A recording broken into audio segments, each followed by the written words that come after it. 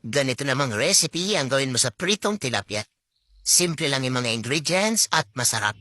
Tara, lutuin natin. Gumamit lang ko ng 3 pirasong itlog. Pinakuluan ko na nga pala yan. Balatan lang natin yan lahat tapos imamash lang natin siya ng pinong-pino at iset aside.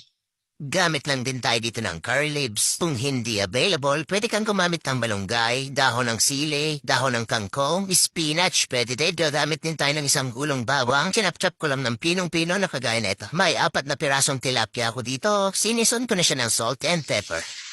Pagkatapos, prituhin lang natin yan hanggang sa maging crispy at iset aside.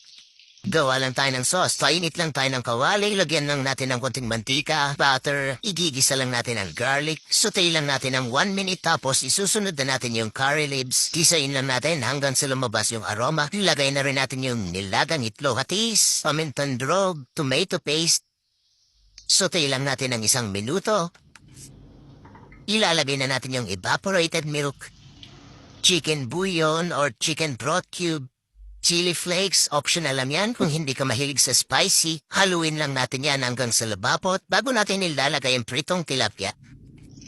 Pakuluan lang natin yan ng 2 minutes hanggang sa ma-absorb ng isda yung sauce. Okay na yan. Ready na ang ating pritong tilapia in creamy egg sauce. Napakasarap nito at napakadali lang lutuin. Kaya kung sawa ka na sa pritong tilapia, try mo naman ang recipe na to. Siguradong mag-e-enjoy ka. Magsaing ka na rin ng marami.